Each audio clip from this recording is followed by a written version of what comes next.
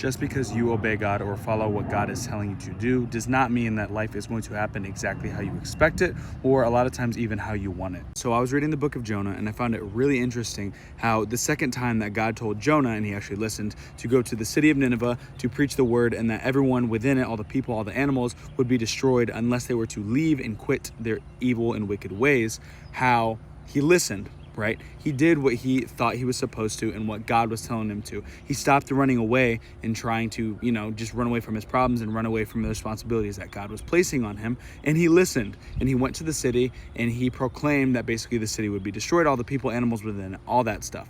And people actually listened. People were receptive. He didn't expect them to. He expected them, whenever he went there, to probably be faced with some sort of adversity, and that people weren't going to listen, and the city was going to be destroyed with all the people inside of it. And obviously, that's not what happened. The people did listen. They were receptive, and they began to quit their ways and left the city.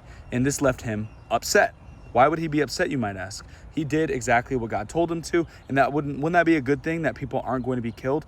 I don't know the reason why he decided to be upset at the fact that these people weren't going to be killed, they were going to be spared, but it's very evident that his desire to have what he expected happen was more important to him than just doing what God wanted him to and expecting nothing of it. He went into that situation obeying God, but genuinely in his heart, what he actually desired was what he thought was right. And when his expectations did not meet the actual outcome of the situation, even though his real reason of acting should have been just to follow God, he was upset and things did not work out the way that he wanted to.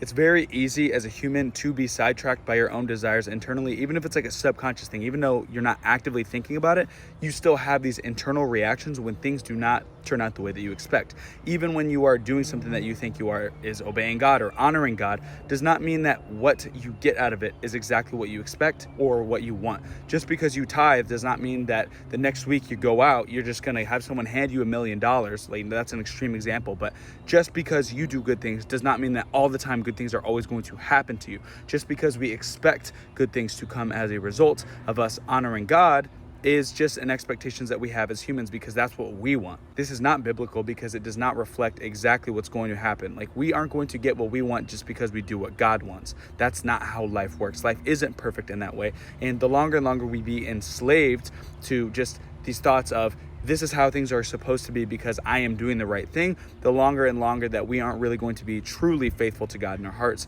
And we are more likely to just make decisions based on our own accord and when things actually serve us, not just serving God.